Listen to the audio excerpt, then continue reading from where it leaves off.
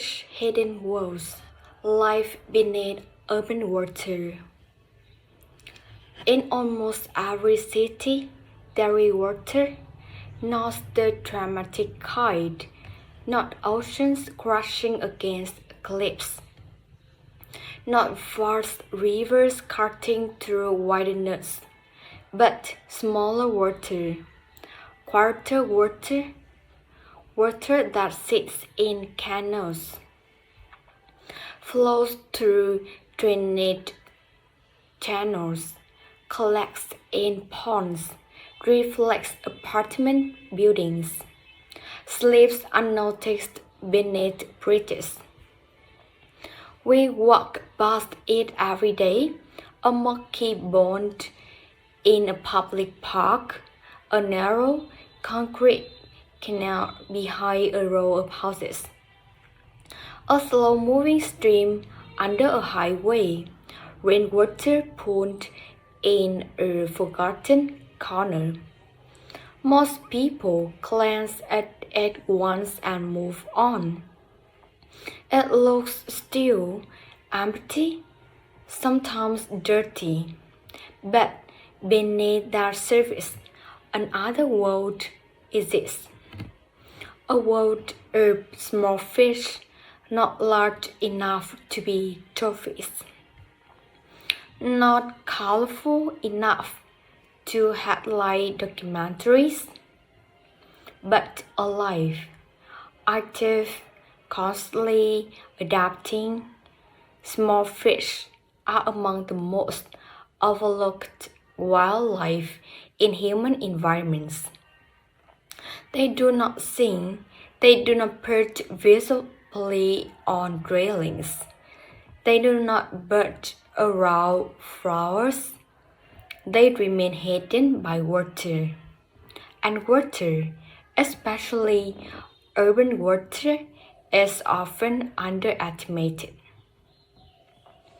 That these shallow, fragmented aquatic spaces support entire ecosystems. To understand small fish in cities, we must first redefine what counts as habitat. When we think of fish, we imagine lakes, rivers, seas, but small fish do not require vast open water. Many species thrive in shallow ponds no deeper than a few feet, in irrigation ditches, in rice paddies, in stormwater basins, in drainage canals built purely for flood control. Urban water systems are not designed for biodiversity. They are engineered for efficiency, to move rain away quickly, to prevent flooding, to channel flow, concrete walls, straight lines, minimal vegetation, and that life finds a way inside the artificial channels. Small fish are specialists in marginal spaces because marginal spaces are unstable. Water levels rise and fall rapidly after rain. Oxygen fluctuates. Temperatures shift quickly. Pollutants enter unpredictably. Large fish struggle in the conditions. Small fish adapt. Size is advantage.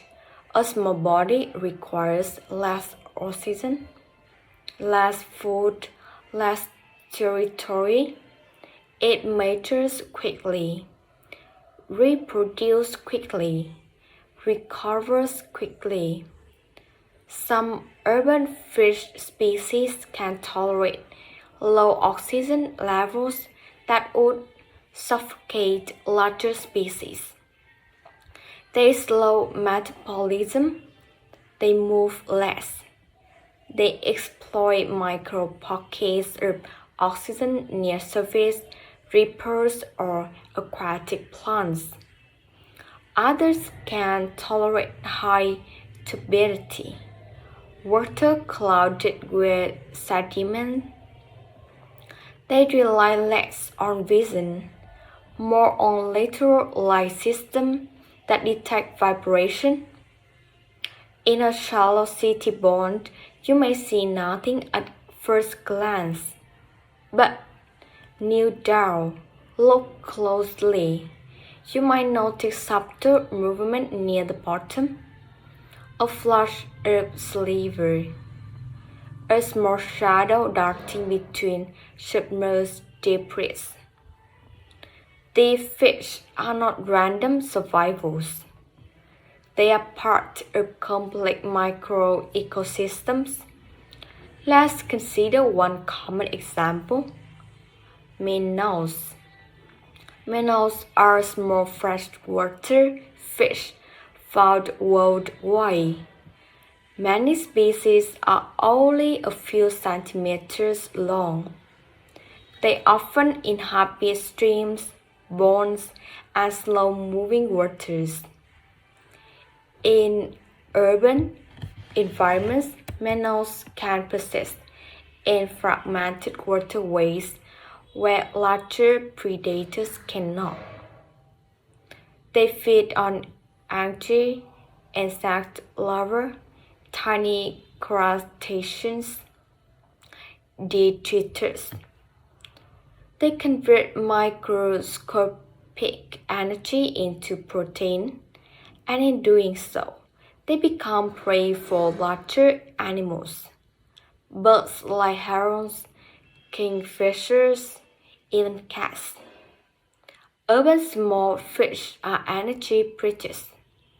They connect aquatic insects to birds. They connect algae to reptiles. They connect nutrient cycles to visible wildlife.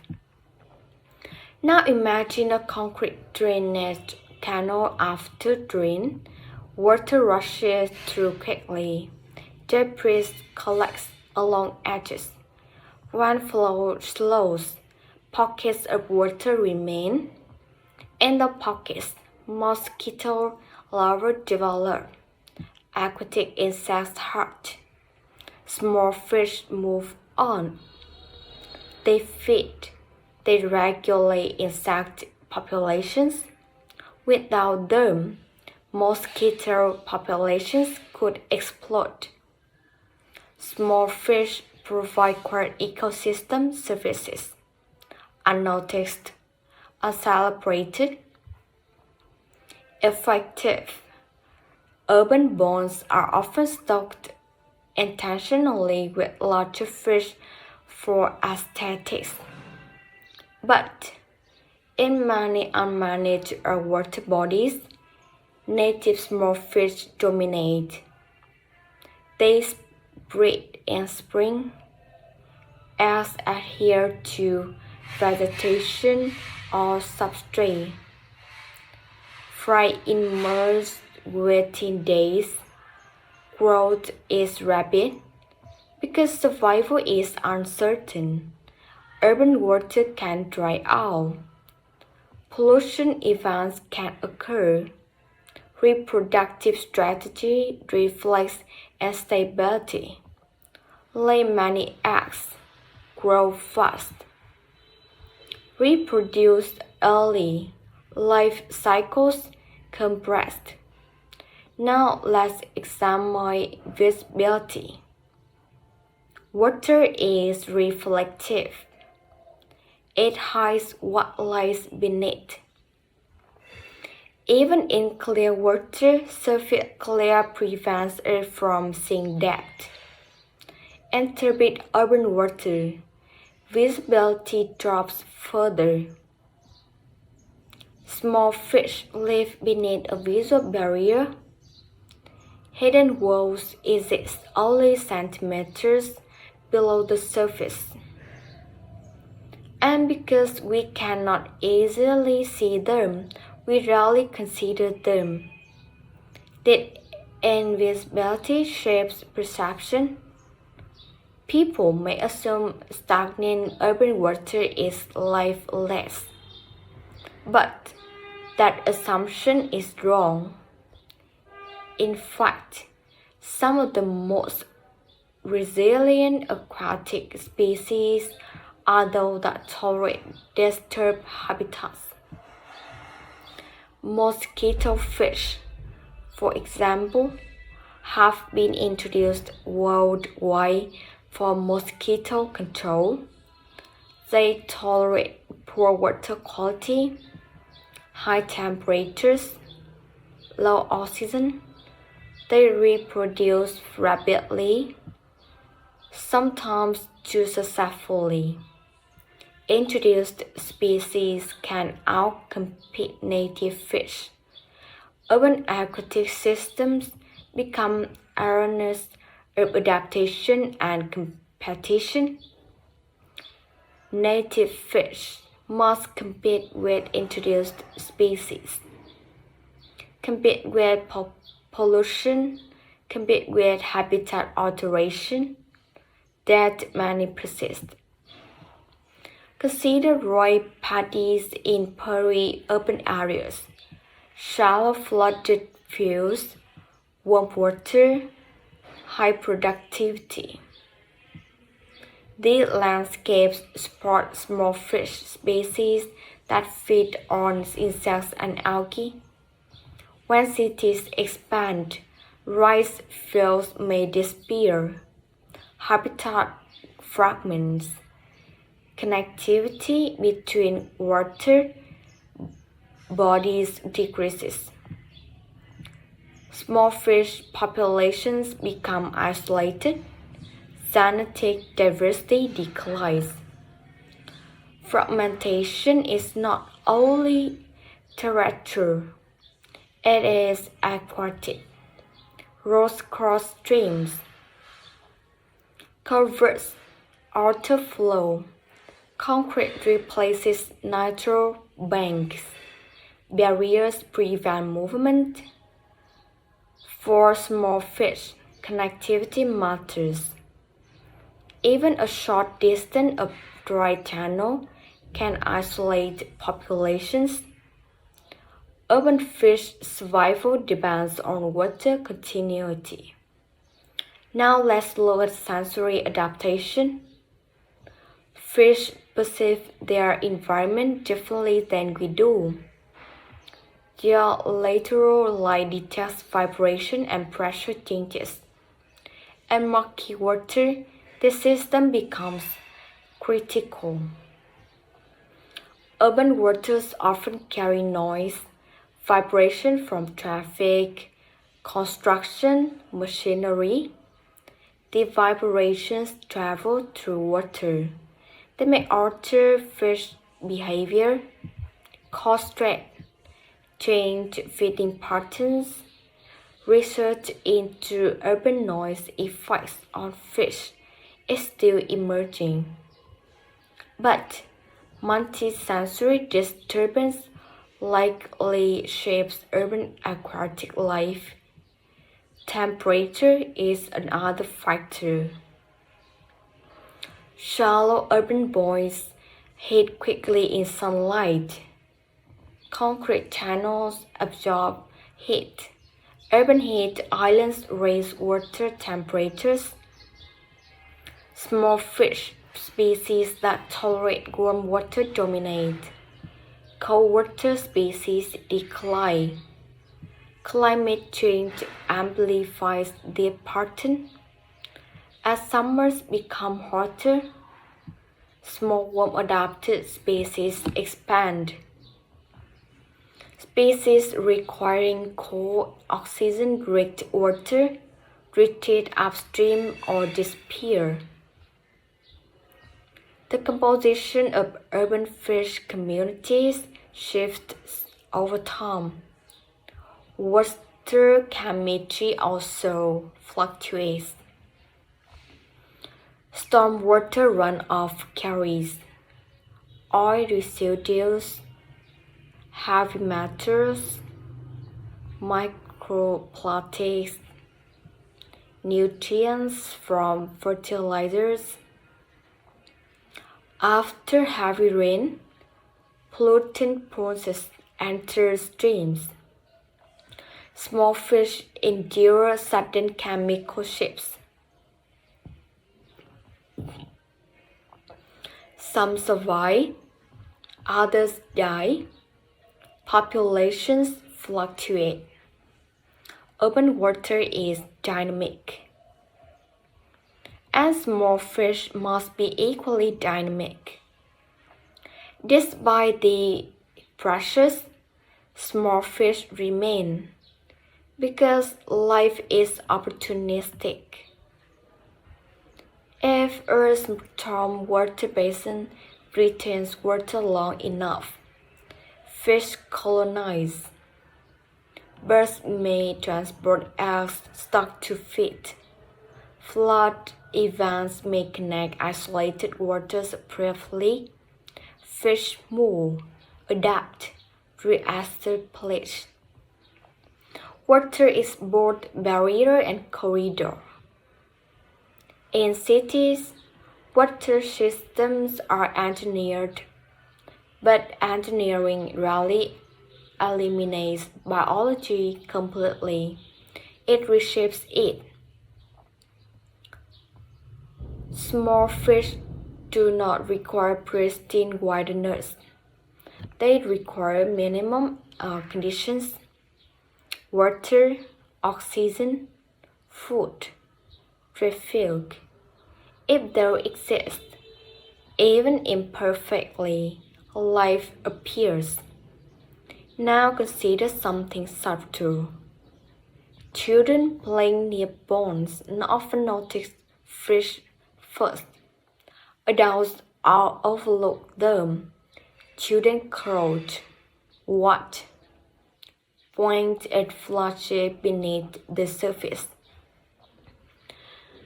Curiosity restores visibility. The hidden world becomes visible again.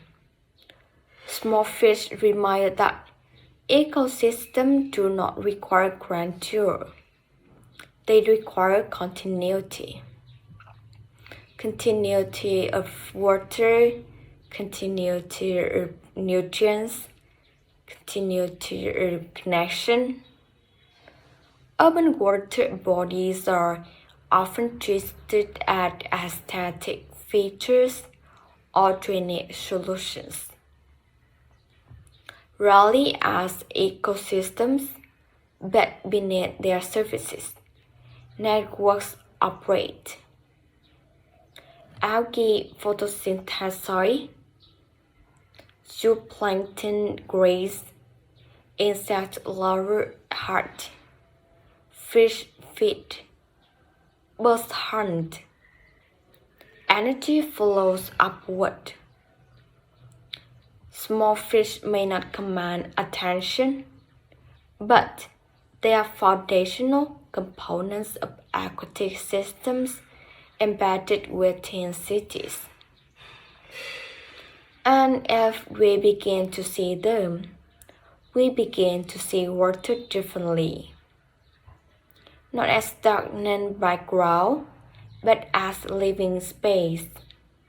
The water we ignore is rarely empty.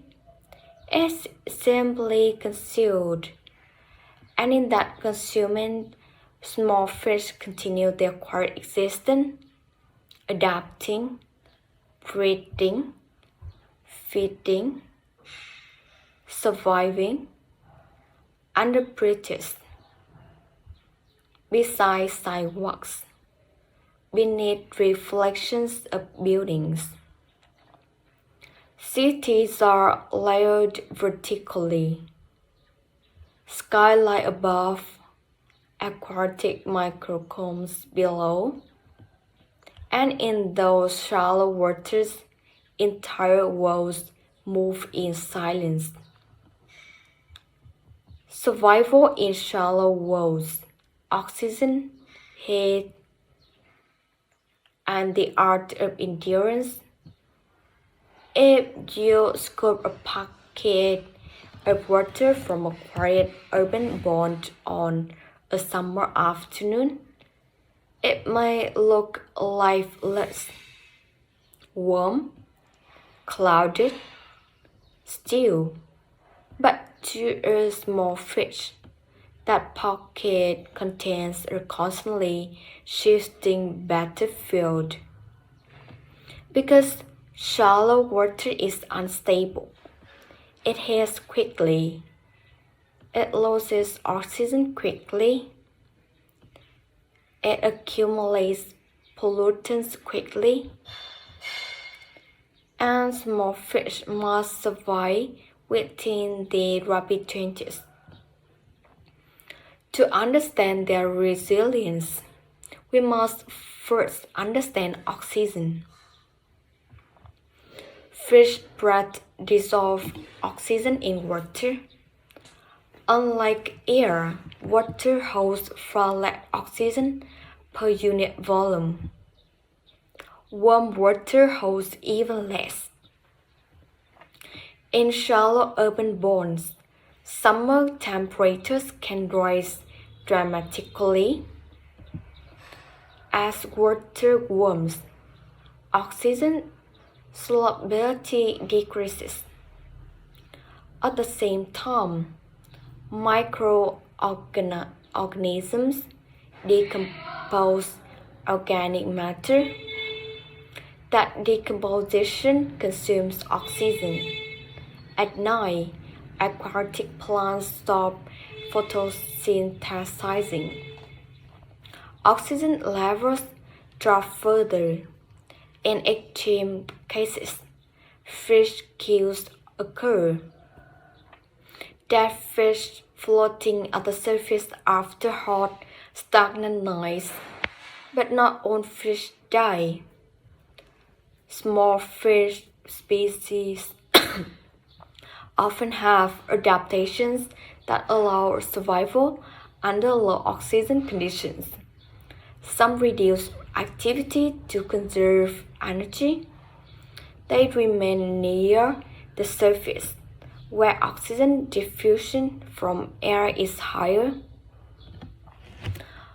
Others exploit microhabitats, zones near inflows, shaded areas, or plant-rich patches where oxygen levels are slightly better. Certain species possess remarkable physiological strategies. Some can gulp air at the surface while not true air breathers like lungfish. They supplement oxygen intake when dissolved levels fall. Others have high affinity hemoglobin that binds oxygen more efficiently. Their blood chemistry allows them to extract oxygen from water that would suffocate less adapted species. In unstable environments, flexibility is survival. Temperature is another challenge. Urban water bodies absorb heat from direct sunlight, concrete surfaces, warm runoff from pavement. Shallow depth amplifies heating. Unlike deep lakes, shallow ponds lack thermal buffering. Temperature may swing dramatically between day and night.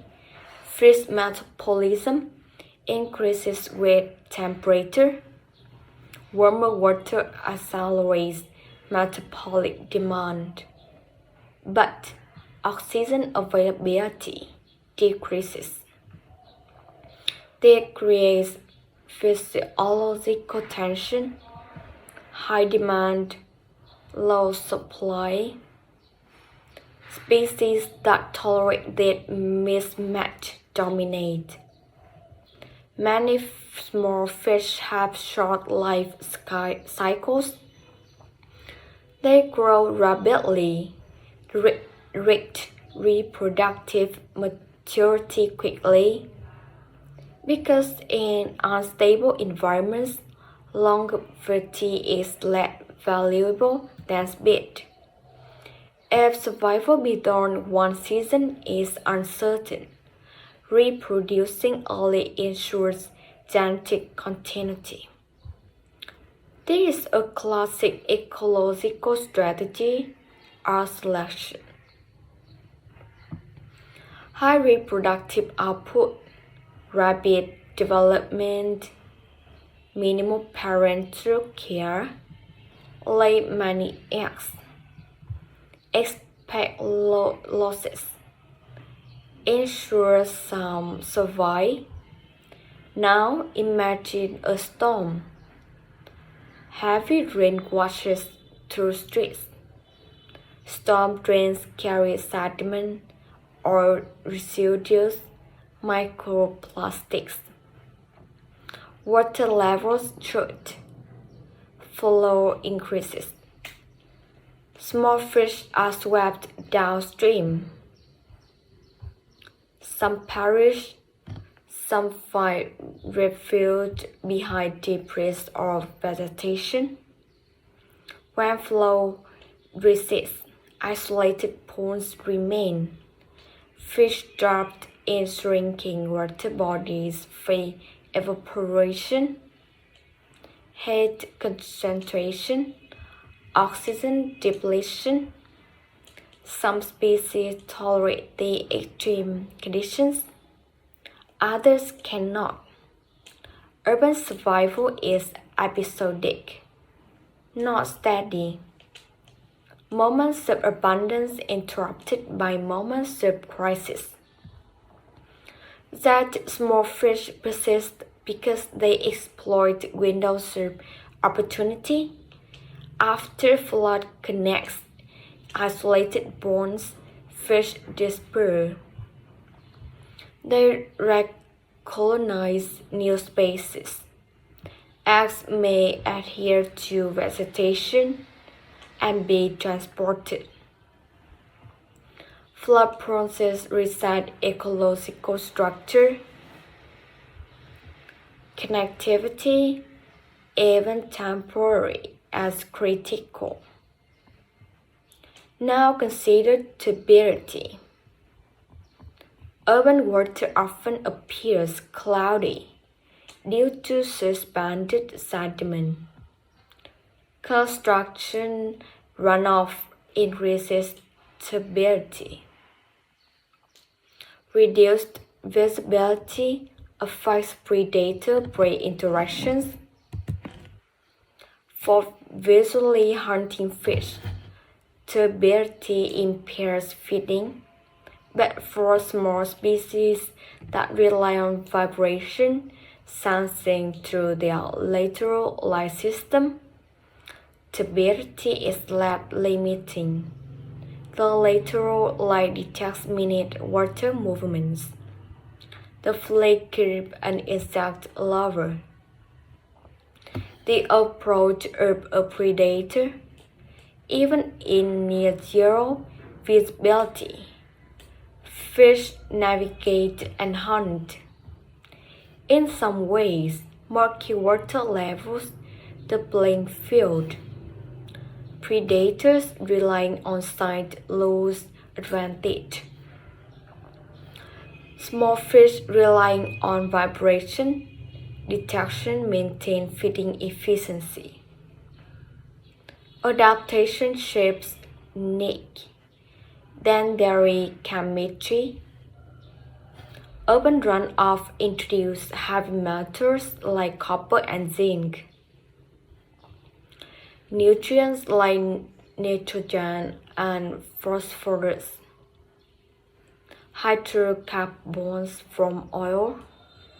Microplastic fragments.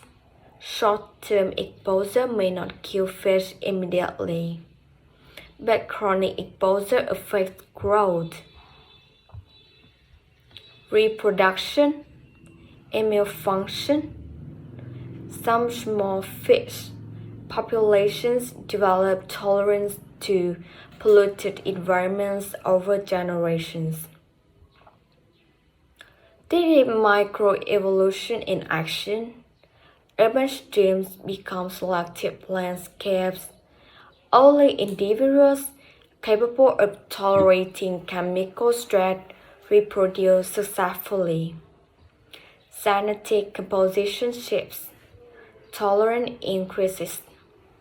But tolerance often comes with trade-offs. Reduced growth rate, lower reproductive output, energy diverted to detoxification.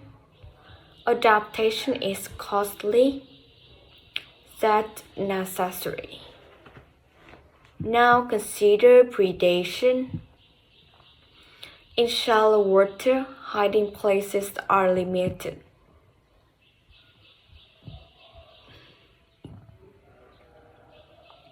Aquatic plants provide cover, but in concrete channels with minimal vegetation, fish are exposed. Urban predators adapt as well.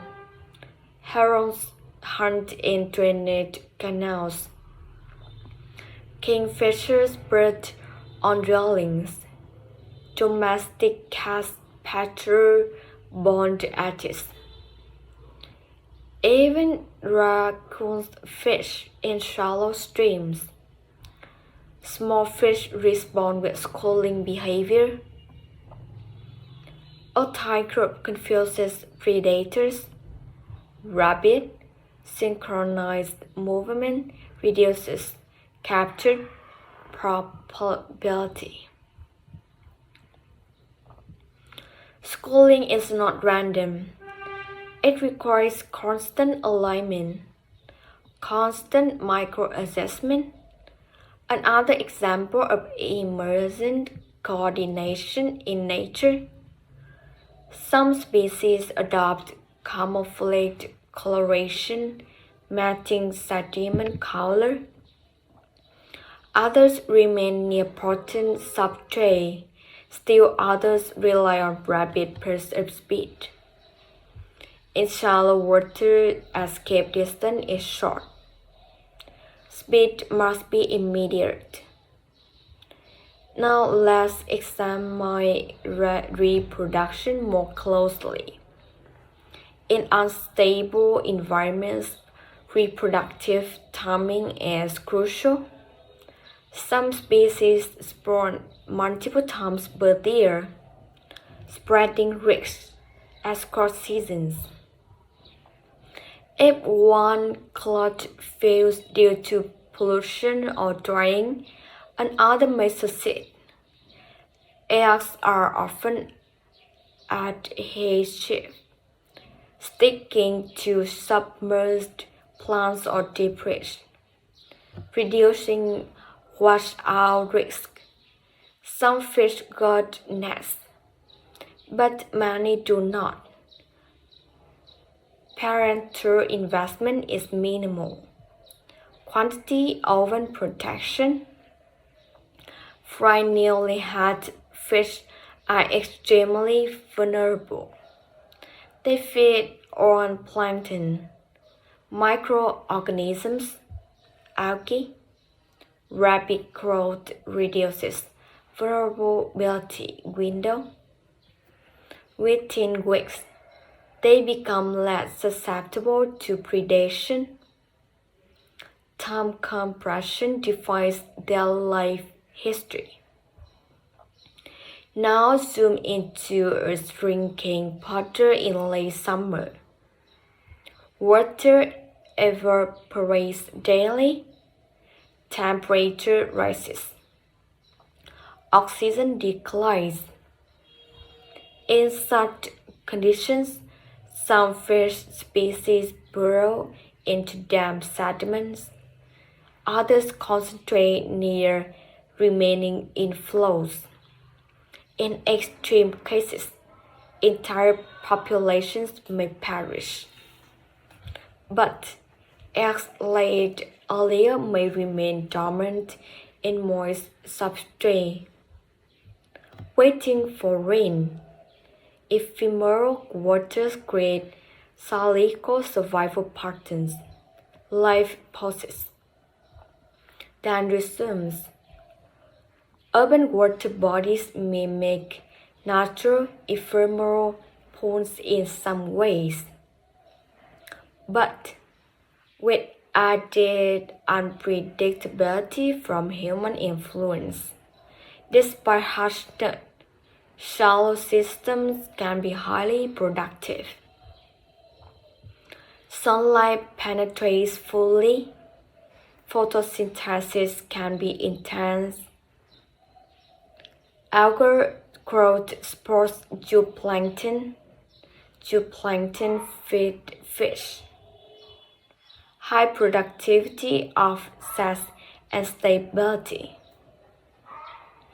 Energy flow is rapid. Turnover is rapid. Short life cycles align with high productivity. Now consider sound again. Water transmits vibration efficiently. Urban noise enters aquatic systems. Traffic vibrations, construction drilling, low-frequency hum. Chronic noise may alter stress hormone levels in fish, affect feeding behavior, disrupt schooling cohesion. Research in urban acoustics is growing. Preliminary evidence suggests that noise pollution can influence fish physiology. Even if effects are subtle, cumulative stress matters. Urban aquatic systems are layered stress environments: heat, low oxygen, chemical process, habitat fragmentation, noise, predation, and that. Small fish persist. Because resilience is not about comfort, it's about tolerance, about speed, about reproductive strategies, about flexibility. They are not fragile relics. They are opportunists. They exploit marginal water bodies larger species ignore. They fill ecological gaps, and in doing so, they stabilize aquatic microecosystems. Without small fish, insect larvae may overpopulate, algae blooms may intensify, energy flow may bottleneck. Small fish regulate system balance quietly. Survival in shallow waters is an art of endurance, an art shaped by heat, scarcity, and fluctuation. It's not glamorous, but it is profound, because the fish live in environments that mirror the instability of modern cities. Rapid change, unpredictability, fragmentation, that life adapts, and beneath reflective surfaces of urban bonds, small fish continue navigating their shifting worlds, invisible to most, essential to the ecosystems they anchor. If you could train an urban bond for just a moment, not to destroy it, but to review it, what you would see might surprise you. Not amphibians, but layers. Algae coating submerged surfaces. Tiny crustaceans drifting in the water column. Insect larvae clinging to stems. Snails grazing slowly, and weaving through it are small fish. Urban water is not a single habitat. As a vertical system, surface, mid water, bottom, 8 layers pose different life forms, and energy moves between them constantly. Let's begin at the base. Sunlight hits the water. In shell bonds, light penetrates fully to the bottom. Algae, microscopic phytoplankton, photosynthesize. They convert sunlight into chemical energy. That is primary production. Without it, nothing else exists.